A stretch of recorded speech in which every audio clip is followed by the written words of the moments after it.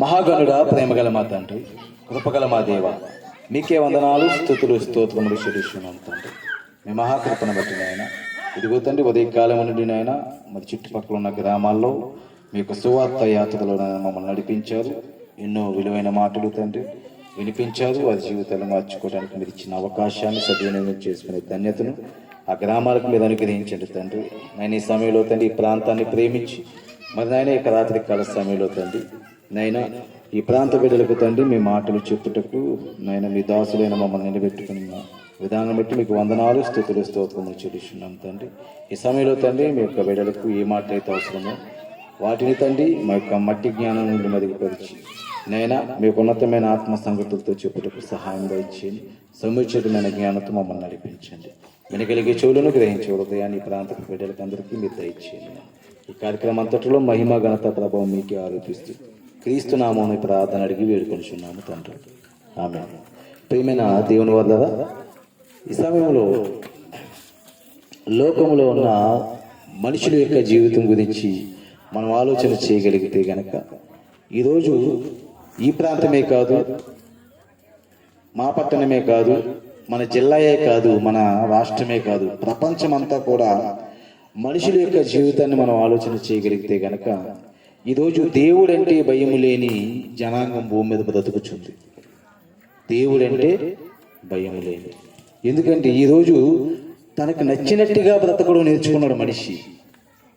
తనకు నచ్చినట్టుగా బ్రతకడం అంటే ఒక తల్లిదండ్రులకు భయపడాలని కానీ, గురువులకు భయపడాలని కానీ, ప్రభుత్వాలకు భయపడాలని కానీ, ఈ అనంత విశ్వాన్ని నడిపిస్తున్న ఆ దేవునికి భయపడాలని కానీ ఈరోజు మనిషికి లేదు. ఎందుకు అంటే గనక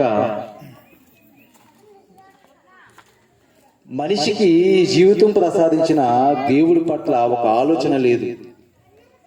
ఎవరికి నచ్చినట్టుగా వారు బ్రతుకుచున్నారు. ఇలాగా ఎవరికి వారే కొన్ని మార్గాలు ఈ భూమి మీద ఏర్పాటు చేసుకున్నారు.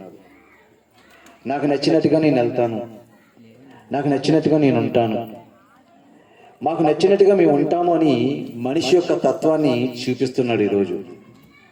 కానీ ఎంత ఇష్టంగా ఈ లోకంలో నీకు నచ్చినట్టుగా బ్రతికినా ఏదో ఒక రోజు నీ జీవితానికి దేవుడిచ్చిన ఈ ఆయుష్ కాలానికి, నీ యొక్క భూమి మీద నీకు ఇచ్చిన ఈ దినాలన్నిటికీ కూడా దేవునికి ఒక రోజు మనం ఏం చేయాలి? లెక్క చెప్పుకోవాలి. ఎందుకో తెలుసా? దేవుడికి మనం ఎందుకంటే లెక్క చెప్పుకోవాలనుకుంటున్నారా?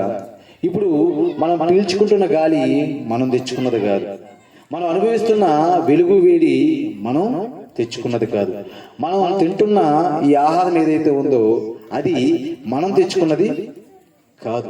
ఎందుకంటే ఈ యొక్క నేను మాట్లాడిన యొక్క పంచభూతాల గురించి మనం ఆలోచన చేయగలిగితే ఇవేమి మానవుడు సంపాదించుకున్నవి కాదు, మానవుని కంటే ముందుగా ఉన్నవి. అవునండి, మనం పుట్టక ముందే సూర్యుడు ఉన్నాడా? ఉన్నాడా లేడా? ఉన్నాడు. అవునా? మనం పుట్టక ముందే భూమి ఉందా? ఉంది. మనం పుట్టక ముందే చంద్రుడు ఉన్నాడా? ఉన్నాడు. మనం పుట్టక ముందే ఇవన్నీ ఎందుకు పెట్టాడు దేవుడు అంటే కనుక ఇవన్నీ ఉంటేనే ఈ భూమి మీద మనం ఉండగలం. గాలి లేకపోతే ఉండగలమా? ఉండలేము. అందుకే మనం పుట్టక ముందే మనకి గాలి అవసరం దేవుడు పెట్టాడు. అవునా? సూర్యుడు లేకుండా మనం ఉండగలమా? ఉండలేం. ఎందుకు ఉండలేము? ఆయన ఇచ్చే వెలుగు వేడి మనకి అవసరం, అది లేకపోతే మనం ఉండలేం.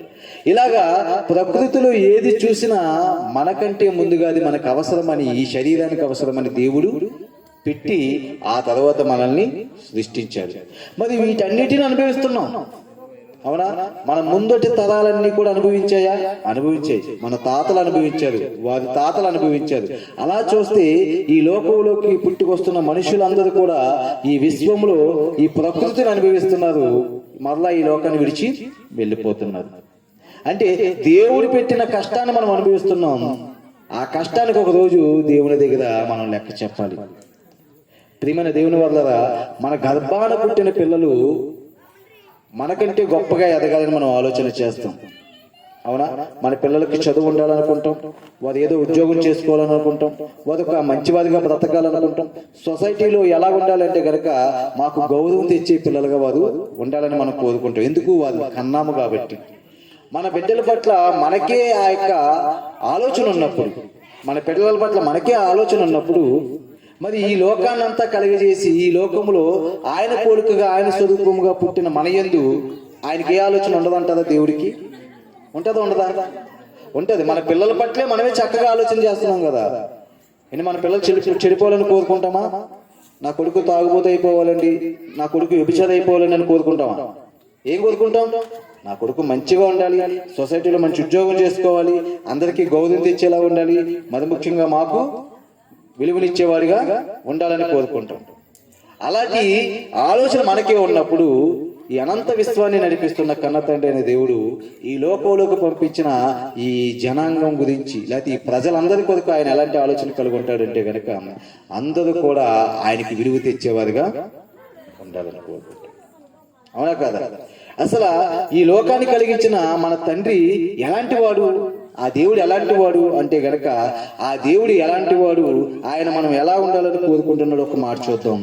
పేతురు రాసిన మొదటి పత్రిక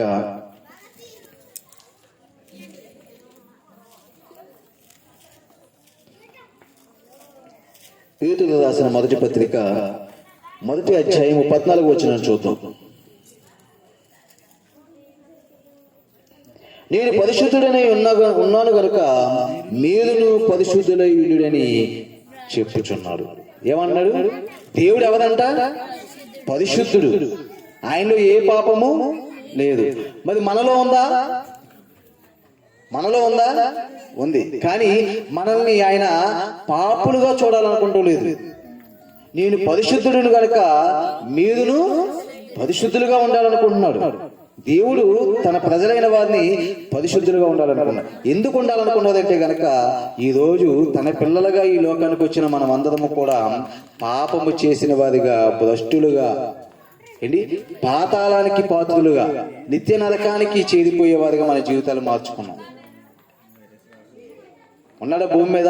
నీతిమంతుడు లేడు, ఒక్కడును లేడు. అంటే నీతిమంతుడు ఒక్కడు లేడు అంటే కనుక ఒక్కడు కూడా లేడు. కానీ దేవుడు మనల్ని ఎలా చూడాలనుకుంటున్నాడు?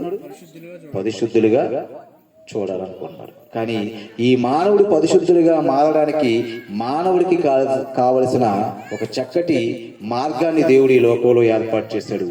ఆ మార్గాన్ని ఈ రోజు మానవుడి ఎదుటే పెట్టాడు. దేవుడు ఏమని చెప్పమంటున్నాడు చూడండి. మీకు ఆ మార్గాన్ని మేము ముందు పెట్టి దేవుడు ఏమని చెప్పమంటున్నాడు ఒకసారి మనం చూడగలిగితే, ఇర్మియా గ్రంథము 21వ అధ్యాయము 8వ వచనాన్ని మనం చూడగలిగితే, ఇర్మియా గ్రంథము 21వ అధ్యాయము 8వ వచనాన్ని మనం చూడగలిగితే దేవుడు మనతో చెప్తున్న మాట చూడండి.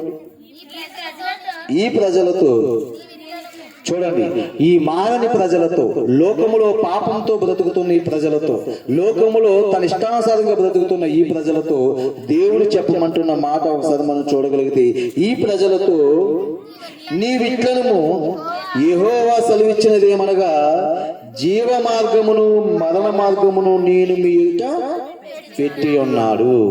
ఏం పెట్టాడంటే ఈ ప్రజలకి, ఈ భూమి మీద బ్రతుకుతున్న ఈ ప్రజలు ఎదుట దేవుడు ఏం పెట్టాడంట? జీవ మార్గమును మరణ మార్గమును, రెండు మార్గాలు ఇచ్చాడంట. అవునా? రెండు మార్గాలు ఇచ్చాడు. ఏంటి ఆ రెండు మార్గాలు? ఒకటి జీవ మార్గము, రెండు మరణ మార్గము.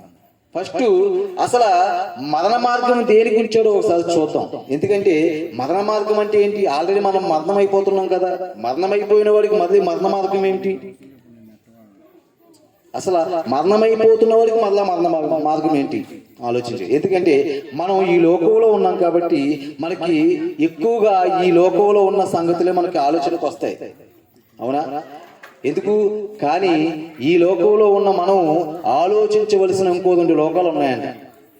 మనుషులుగా బ్రతుకుచున్న ఈ లోకాన్ని ఏ లోకం అంటారు? భూలోకం. కరెక్టే. అవునా? దేవుడు ఉన్నది పరలోకం. ఆత్మలు ఉండేవి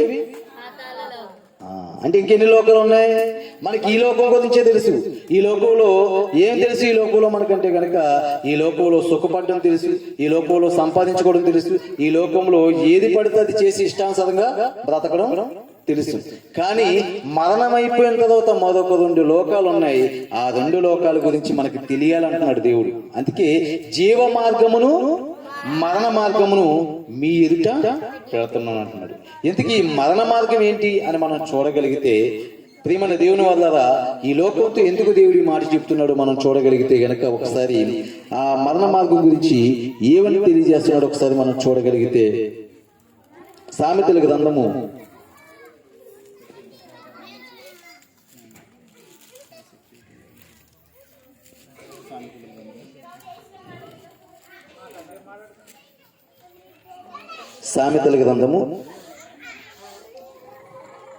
15వ అధ్యాయము 24వ వచనం. సామెతల గ్రంథము 15వ అధ్యాయం 24. చూడండి, క్రిందనున్న పాతాళమును తప్పించుకొనవల్లని బుద్ధిమంతుడు పరమునకు పోవు జీవ మార్గమును నడుచుకొను. ఏమని చెప్తున్నాడు ఇక్కడ? కిందనున్నది ఏ లోకం అంట?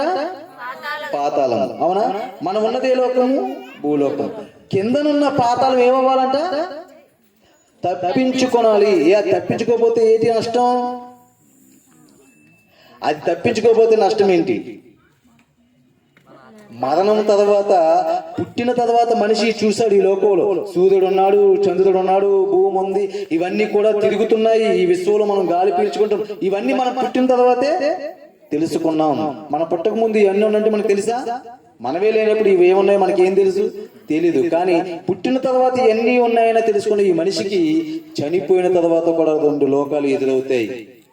అందులో ఒక లోకాన్ని మనం తప్పించుకోవాలంట. ఏ లోకం అది? పాతాళ లోకం. దాని గురించి ఏమని చెప్తున్నాడు చూడండి, 24వ వచనం. క్రిందనున్న పాతాళము తప్పించుకొనవల్లని బుద్ధిమంతుడు పరమునకు పోవు జీవ మార్గమున నడుచుకుందును. పరమును అంటే దేవుడున్న లోకం. పరలోకం అంటే ఏ లోకము? దేవుడు. ఆ దేవుడున్న లోకానికి వెళ్ళడానికి జీవ మార్గమున నడుచుకోవాలంట. ఏ మార్గమున? ఆ 2 మార్గాలు ఎక్కడ పెట్టాడు దేవుడు? మన ముందే పెట్టాడు. జీవ మార్గమును మరణ మార్గమును మీ ముందే పెట్టాను. అంటే ఎంచుకోవాల్సింది ఎవరు? మనమే. ఇప్పుడు ఎంచుకోవాలంటే, కిందనున్న పాతాలను తప్పించుకోవాలంటే బుద్ధిమంతులమై ఉండాలి. మనం ఏమై ఉండాలి? ఈరోజు మరి ప్రపంచానికి బుద్ధి లేదా అంటే ఉందా లేదా? ప్రపంచంలో నివసిస్తున్న మనుషులకి బుద్ధి ఉందా లేదా? ఎందుకు లేదు? వారికి ఉన్న బుద్ధి ఈ లోకంలో ఉన్న వాటిని వెతుకుతున్నారు. కానీ నిజమైన జ్ఞానవంతుడు ఏ మార్గాన్ని వెతుకుతాడంట? పరమునకు పోవు జీవ మార్గమునందు నడుచుకుంటాడు. జీవ మార్గం ఎవరికి ఇస్తాడు దేవుడు? నేను పరిశుద్ధుడిని గనుక మీరు పరిశుద్ధులై ఉండండి. ఆ పరిశుద్ధుడు ఎక్కడున్నాడు? పరలోకంలో ఉన్నాడు.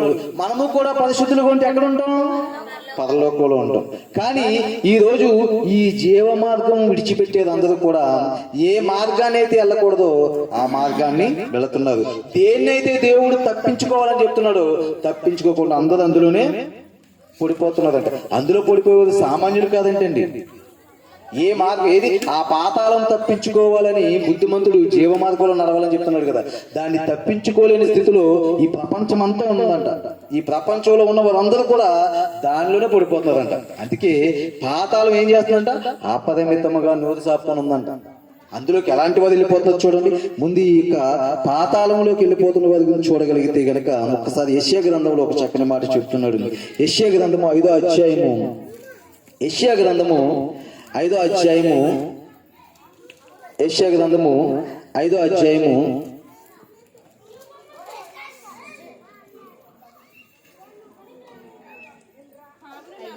14వ వచనం చూడండి.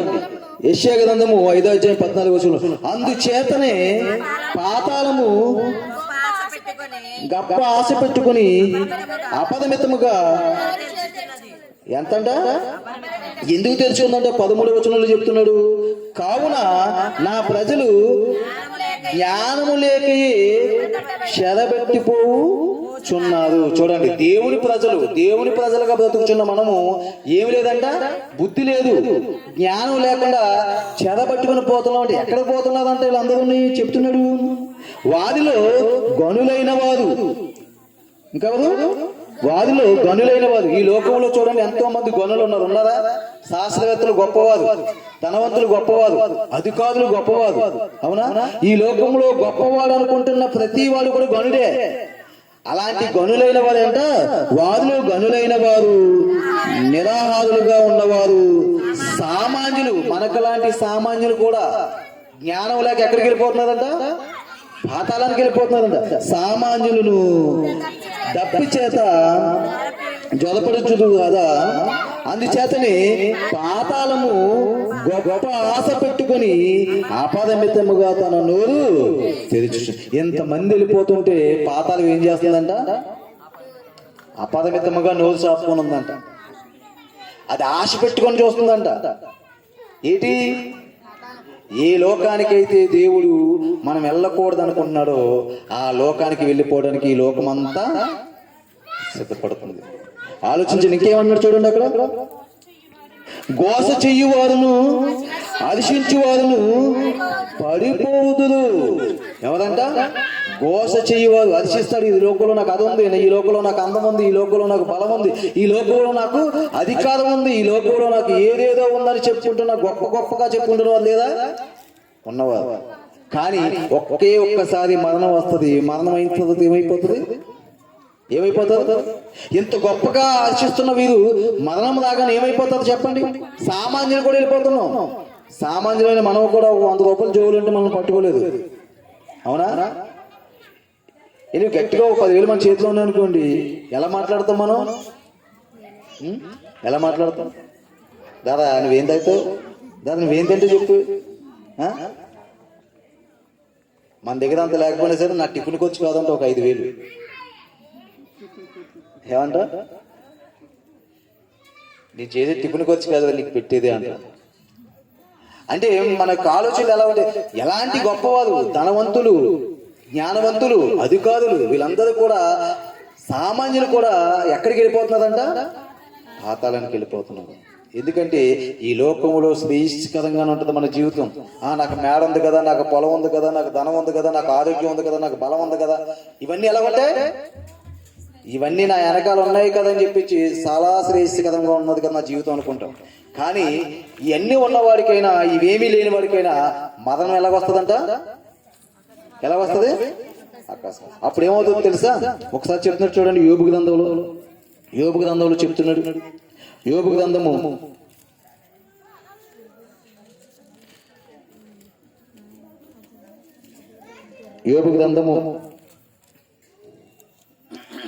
21వ అధ్యాయం 13వ వచనం. 21వ అధ్యాయం 13వ వచనం. వారు శ్రేయస్సు కలిగి తమ దినములు గడుపుతుంది కానీ ఒక్క క్షణములోనే పాతాళమునకు దిగిపోతారు. చూడండి, నా జీవితంలో అన్ని బాగున్నాయి, నాకేమీ తక్కువ లేదు అనుకుని శ్రేయస్కరంగా జీవిస్తున్న వారి జీవితంలో ఒక్క క్షణంలో ఎక్కడ దిగిపోతాయంట? పాతాళంలో. అంటే మనుషులందరూ కూడా ఎలాగ ఆలోచిస్తున్నారు చూడండి. ఒక్క క్షణంలోకి వెళ్ళిపోతుంది తెలుసా మరణం మనకు వస్తే. ఆ మరణం మన చెంతకి రాకముందే ఈ లోకానికి దేవుడు అనుగ్రహిస్తున్న ఈ జ్ఞానం ద్వారా బుద్ధిని సంపాదించుకొని మనిషి ఎక్కడికి వెళ్ళాలనుకున్నాడు? దేవుడు జీవ మార్గంలో నడవాలనుకున్నాడు. కానీ మనిషి ప్రతిదినము తన ఇష్టానుసారంగా బ్రతుకుతూ ఇలాంటి మాటలు ఎన్ని చెప్పినా వినేవారు ఉన్నారండి? ఇప్పుడు దాకా ఏదో పాటలు వేసారు కదా, చక్కగా చూస్తున్నారు కదా అనుకున్నాం. పాటలు అయిపోయిపోయింది చూడండి. మొత్తం అందరూ ఏమైపోయారు? వెళ్ళిపోయారు. ఎవరైతే వచ్చామో వాళ్ళమే ఉన్నాం. మళ్ళీ పాటలు అయితే చూస్తారు. ఆలోచించే అంటే ఏమి చెప్తున్నాడు దేవుడు అంటే కనుక, నేను చెప్తున్న మాటలు వెళ్ళి ఈ ప్రజలతో మీరు చెప్పండి. జీవ మార్గమును మరణ మార్గమును వారి మధ్య ఉంచాను. మరణ మార్గం గురించి ఆలోచిస్తుంటే మనకు భయం వేస్తుంది. ఎందుకంటే ఆ పాతాళంలోకి చాలా మంది వెళ్ళిపోతున్నారంట. గనులు వెళ్ళిపోతున్నారు, జ్ఞానవంతులు వెళ్ళిపోతున్నారు, అందరూ వెళ్ళిపోతున్నారు. ఎందుకు వెళ్ళిపోతున్నారు? ఆ పాతాళానికి వెళ్ళిపోతే ఆ పాతాళంలో మనిషికి వస్తున్న బాధ ఏంటి? వెళ్ళిపోతే నష్టం ఏంటి? కిందనున్న పాతాళము తప్పించుకోవాలని. ఎందుకు తప్పించుకోవాలి దాన్ని? ఏముంది అందులో అంత ప్రమాదకరమైంది? అందులోకి చేరిపోకముందు నువ్వు పరిశుద్ధుడిగా ఉండగలిగితే గనక జీవ మార్గంలోకి వెళ్తావు. ఒకవేళ నువ్వెంకా నీ పాపాలు కడుక్కోకుండానే లేదా నీ పాపాల నుండి నువ్వు విమోచింపబడకుండానే చనిపోతే గనక పాతాళం ఏం చేస్తుందో తెలుసా? ఏం చేస్తుందో చెప్తున్నారు చూడండి. యోబు గ్రంథము యోబు గ్రంథము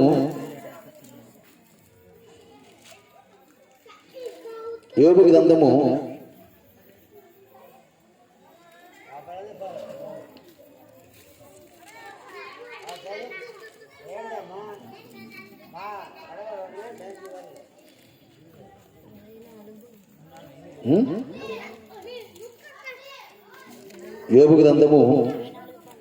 24:19 చదువు.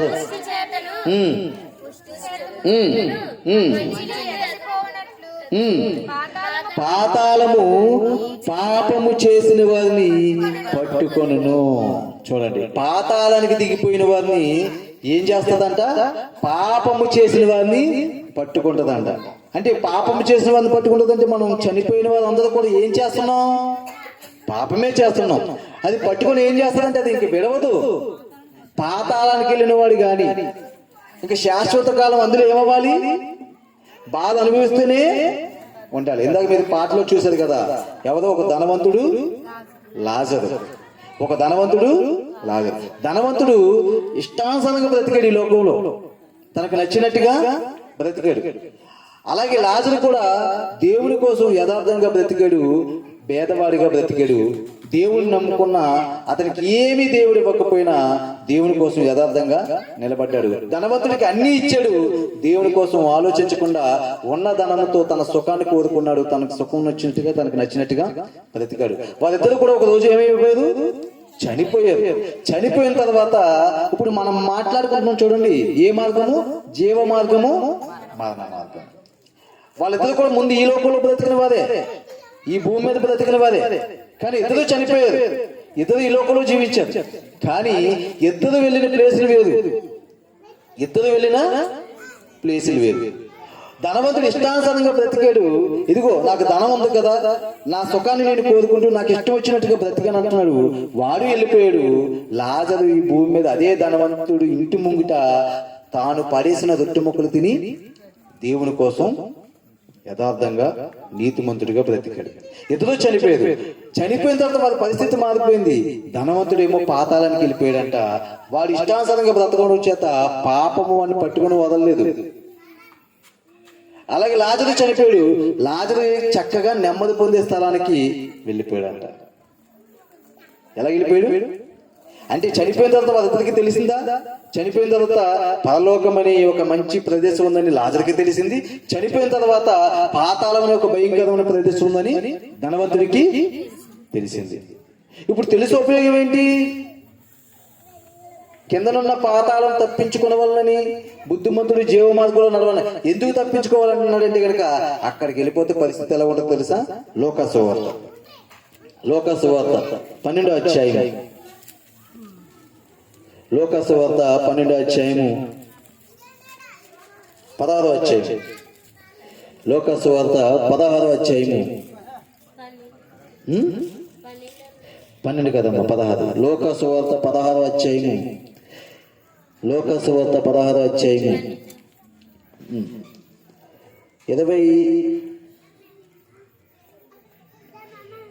22వ వచనం. చనిపోయి దేవదూతల చేత అబ్రాహాము దొమ్మున ఆడుకున్నట్టు కొనిపోబడి ధనవంతుడు కూడా చనిపోయి పాతిపడ్డాడు. ఆ ధనవంతుడు చనిపోయాడంట. ఆ యొక్క లాజరు పేదవాడు చనిపోయాడంట. చనిపోయిన తర్వాత ఏం జరిగిందో అక్కడ చెప్తున్నారు చూడండి. అప్పుడు అతడు పాతాళములో బాధపడుచు. చూడండి, కిందనున్న పాతాళంలో ఎందుకు తప్పించుకోమన్నాడంటే అక్కడ బాధే ఉందంటే అండి. పాతాళంలో ఏముంది? బాధే ఉంది. ధనవంతుడు వెళ్ళిపోయాడు. భూమి మీద సుఖమే ఉంది. అతనికి నచ్చినట్టుగా బ్రతికాడు. ఇష్టం వచ్చిన బట్టలు వేసుకున్నాడు, ఇష్టం వచ్చిన తిండి తిన్నాడు, ఇష్టం వచ్చినట్టుగా తాగాడు, ఇష్టం వచ్చినట్టుగా బ్రతికాడు. మరి మరణం వస్తుంది కదా అందరికి. అలాగే చచ్చిపోయాడు. చచ్చిపోయిన తర్వాత పాతాళం ఏదైతే దేవుడు తప్పించుకోమన్నాడో అది తప్పించుకోలేక పాతాళంలోకి వెళ్ళిపోయాడు. అక్కడ ఏం కలుగుతుందంట? బాధ కలుగుతున్నాడంట. అది ఎలాంటి బాధ చెప్తున్నాడు చూడండి ఒకసారి. కన్నులెత్తి దూరము నుండి అబ్రహామును అతని రొమ్మున ఆనుకున్న లాజరును చూసి, తండ్రివైన అబ్రహామా, నా యందు కనికరపడి తన వేలుకొనను నీళ్లలో ముంచి నా నాలుకను చల్లార్చుటకు లాజరును పంపుము, నేను ఈ అగ్ని జ్వాలలలో యాతన పడుచున్నానని కేకలు వేసి చెప్తున్నాడు. గట్టి గట్టిగా కేకలేస్తాడు. ఎందుకు కింద చచ్చిపోయాడు, కింద కట్టెల మీద ఇట్టి కాల్చారు, అప్పుడు బాధ ఏం లేదు. ఎందుకు? శరీరానికి బాధ ఉండదు. వెళ్ళిపోయింది ఏంటి? ఆత్మ వెళ్ళిపోయి అక్కడ ఏమవుతుందంట? కాలిపోతుంది. ఆ పాతాళం అనేది ఏదో ఇక్కడ బ్రతుకున్నట్టుగా పాతాళంలో ఒక 60 సంవత్సరాలు 70 సంవత్సరాలు ఉంచుడు దేవుడు. ఇంకా యుగాలు ఆత్మకు చావుందా? లేదు. మరి చావు లేని ఆత్మ ఇంకేమవ్వాలి? ఉన్నంతకాలం కాలిపోవడమే. ఏమన్నాడు? ఇదిగో నీ రొమ్మున ఆనుకున్న ఆ లాజరును పంపించు, ఆయన చిటికిన వేలు కొనంట నీళ్ళలో ముంచి ఏం చేస్తాడంట? నాలుకని చల్ల. వెళ్ళి చిటికిన వేలు నీళ్ళలో ముంచామనుకోండి, ఎన్ని నీళ్ళు వస్తుంది? ఇలా ముంచి ఇలా తీసామనుకోండి, ఎన్ని నీళ్ళు వస్తాయి? వస్తుందా? ఆ లాజర్కి ఆ ధనవంతుడికి ఎంత దూరం ఉందో తెలుసా? అవునా? తీసుకెళ్ళరా? మనం గుప్పిట్లో నీళ్ళు తీసుకుని ఆ బీచ్ వరకు వెళ్ళండి, ఉంటే ఏమో ఉండవు. అలాంటిది చిటికిన వేలంటే నీటిలో ముంచంట నా నాలుకని చల్లార్చుటకు ఆ లాజరును పంపుము అని అడుగుతున్నాడు. ఎంత వేదన చూడండి. ఒక్క నీటి చుక్క దొరికితే చాలు అనుకుంటున్నాడు. ఎందుకంట ఏమన్నాడు? లాజరును పంపుము, నేను ఈ అగ్ని జ్వాలలలో యాతన పడుచున్నాను. అగ్ని జ్వాలలలో యాతన పడుచున్నాను. కాలిపోవడమే. అక్కడ కేకలు వేసి చెప్తున్నాడు. ఇది బ్రతుకుండగా ఎవరికైనా శరీరం మీద కొద్దిగా అలాగా కిరసాయిస్ అంటే తుల్లేస్తారు. ఇప్పుడే కాలిపోయిన చూసారా? చాలా మంది ఏదో నా జీవితంలో నేను సరిగ్గా పరీక్ష రాయలేదనో, లేకపోతే నా భర్త కొట్టాడనో, నా భర్త ఏదో అన్నాడనో ఆత్మహత్య ప్రయత్నం చేసి చాలా మంది ఏం చేస్తారు? ఇప్పంటించుకుంటారు. వారు సగం కాలిపోయి హాస్పిటల్ ఉన్నప్పుడు వారి బాధ చాలా దారుణంగా ఉంటుందండి. మరి అలాంటి బాధని ఈ లోకంలో మనం అనిపించలేని స్థితిలో ఉంటే ఆత్మ యుగాలు కాలిపోవడం అంటే ఎలాంటి బాధ? అలాంటి పరిస్థితికి వెళ్ళిపోయి. అందుకే మనం ఏం చేయాలంటే కిందనున్న పాతాళము తప్పించుకోవాలి. మరి తప్పించుకొని ఈ లోకంలో బుద్ధిమంతులుగా మనం జీవిస్తూ జీవ మార్గంలోకి వెళ్ళిపోవాలంటే ఏం చేయాలి? ఆ జీవ మార్గాన్ని మనం అనుకోవాలండి. ఇందుకే జీవ మార్గం ఏది అంటే పాతాళం ఎవరిని పట్టుకుంటుంది? పాపం చేసిన. ఇప్పుడు జీవ మార్గం అంటే ఏంటి? మనలో ఉండి పాపం తీసేసి మనల్ని సేఫ్ ప్లేస్ లో, అంటే ఒక జీవ మార్గంలో చక్కటి ఒక చూడండి, మనం ఏదైనా ఒక ప్రమాదానికి వస్తున్నాం అనుకోండి, ఆ ప్రమాదాన్ని మనం తప్పించి ఒక సరైన సేఫ్ ప్లేస్ లో పెట్టినప్పుడు మనం ఏమంటాం? మేము కొద్దిలో తప్పించుకున్నామని, సేఫ్ అయ్యామని అంటామా? అలాగే ఇప్పుడు మరణానికి దగ్గర అయిపోతున్న మన జీవితాల్లో మరణం తర్వాత ఎదుర్కోబోయే ఆ పాతాళం నుండి తప్పించుకుని ఆ జీవ మార్గం ఏది ఆ జీవ మార్గం? నిజంగా మీరు బుద్ధిమంతులు అయితే కనుక ఆ జీవ మార్గం గురించి చెప్తే నిజంగా తప్పించుకుని మీరు ఏమవ్వాలి? ఆ జీవ మార్గంలోకి చేరిపోవాలి. మీరు చేరతారని దేవుడు మీతో చెప్తున్న ఆ జీవ మార్గం ఏంటో ఒకసారి చూద్దాం. యోహాను సువార్త 14వ అధ్యాయం. యోహాను సువార్త 14వ అధ్యాయం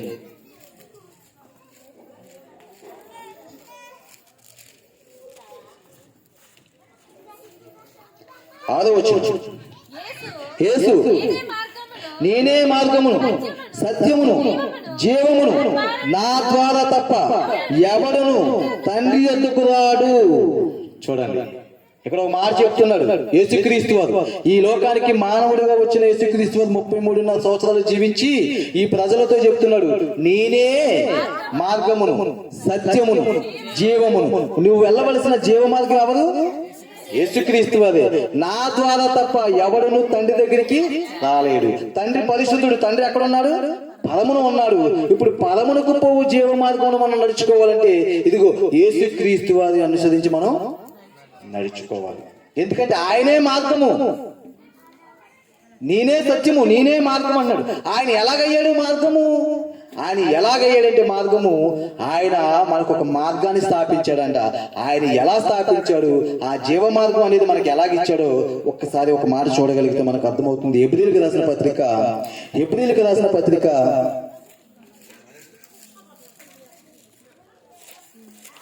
యేసుక్రీస్తు వారు మనకు జీవ మార్గం ఎలాగయ్యారు, ఆ జీవ మార్గంలో ఈ లోకాన్ని ఎందుకు దేవుడు నడుచుకోమంటున్నాడు ఒకసారి మనం చూడగలిగితే హెబ్రీయులకు రాసిన పత్రిక 10వ అధ్యాయము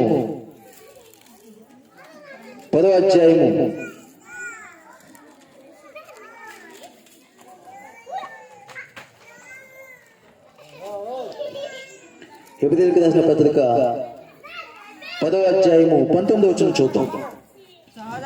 సహోదరులారా, యేసు మన కొరకు ప్రతిష్ఠించిన మార్గమున, చూడండి యేసుక్రీస్తు వారు ఏం చేశారంట, మన కొరకు ఒక మార్గాన్ని ప్రతిష్ఠించారు. ఆ మార్గం ఎలా ప్రతిష్ఠించారో చెప్తున్నాడు చూడండి. యేసు మన కొరకు ప్రతిష్ఠించిన మార్గమున అనగా నూతనమైనది జీవము గలది అయిన మార్గమున. ఏ మార్గం అది? నూతనమైనది, మానవునికి జీవాన్నిచ్చేది, మనిషిని జీవంలోకి నడిపించే మార్గం అంట. అది ఎవరు ప్రతిష్ఠించారు? యేసుక్రీస్తు.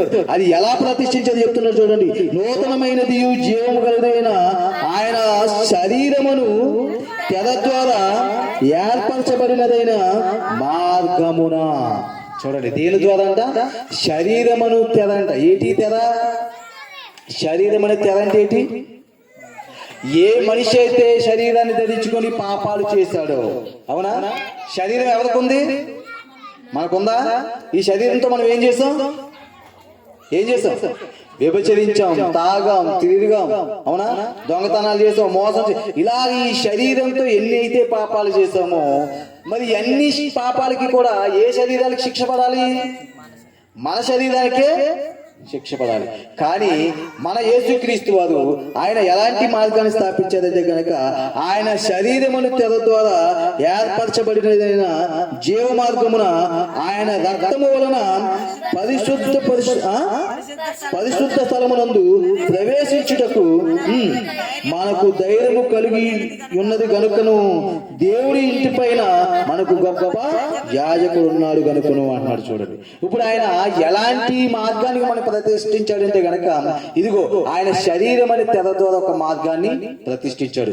ఆయన శరీరం అనే తెర ద్వారా ఎలాంటి మార్గాన్ని ప్రతిష్ఠించాడంట? ఇప్పుడు మనం చేసిన పాపాలకి ఆయన శరీరం మీద శిక్షను ఆయన భరించుకున్నాడు. అవునా? పాపానికి శిక్ష ఎక్కడ పడ్డది? ఆయన శరీరం చేసిన మార్గం ఏంటి? పాపానికి శిక్ష ఎక్కడ పడ్డది చెప్తున్నాడు చూడండి. రోమాపత్రిక 8వ అధ్యాయము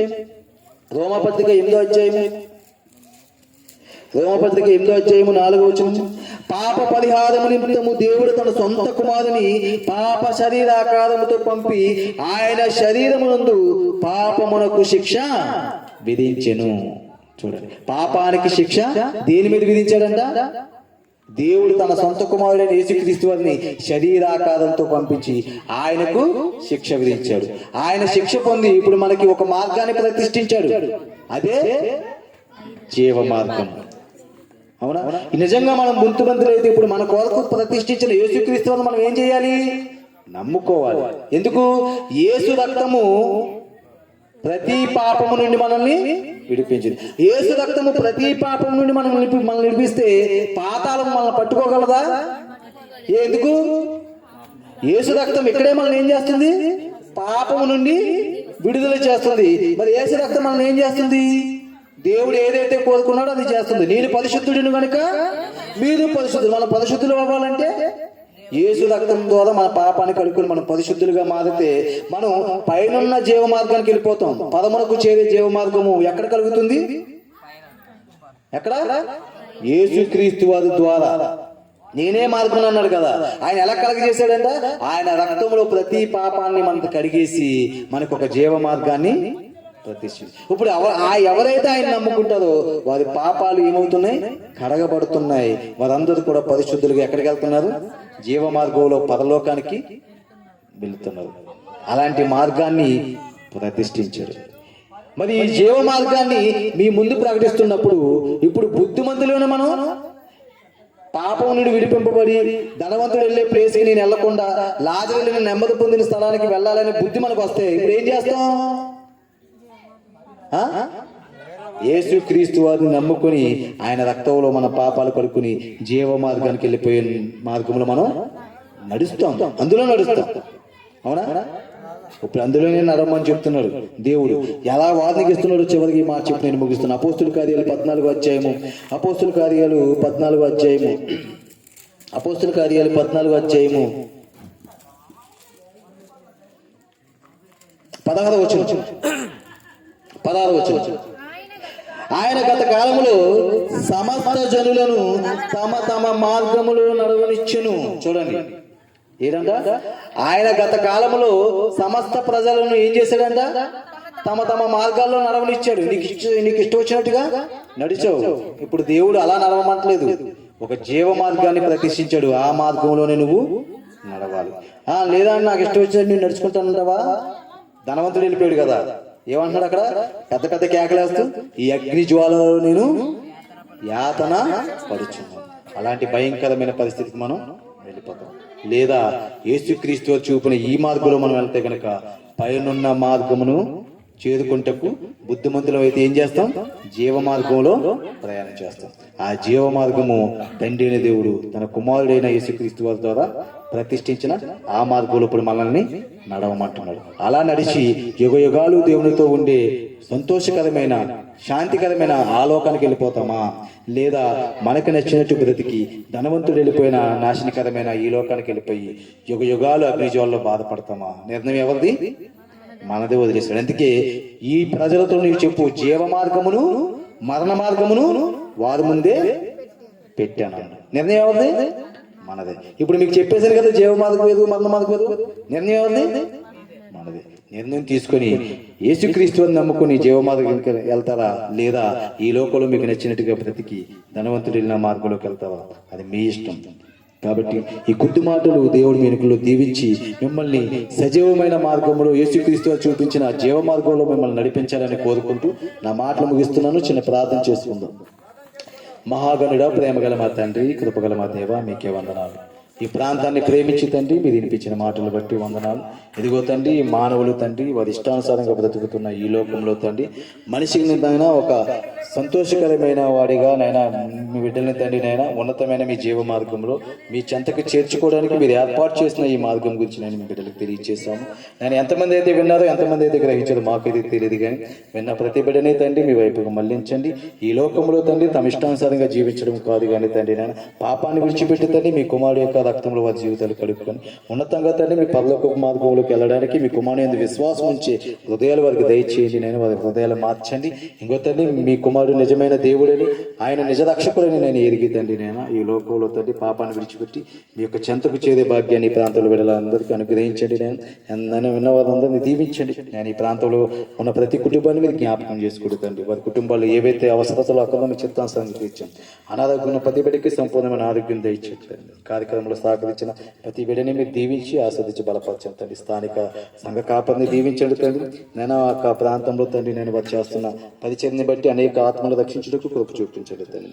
ఈ మాటలు గ్రహించిన వారు నేను యొక్క స్థానికంగా ఉన్న సంఘాలకు వెళ్ళి నేను ఇంకా మిమ్మల్ని కూర్చిన ఎన్నో జ్ఞాన సంగతులు నేర్చుకునే దాని చేతులను ప్రతి బిడ్డకు అనుగ్రహించండి. ఈ కార్యక్రమం తండ్రి ఎంతో గొప్పగా జరిపించిన మీకు ఉన్నతమైన ప్రేమకు తండ్రి మరొకసారి కృతజ్ఞతాస్తుతులు చెల్లించుకుంటూ క్రీస్తు వారి నామముని ప్రార్థన అడిగి వేడుకొనిచున్నాము తండ్రి. ఆమేన్. తండ్రిని దేవుని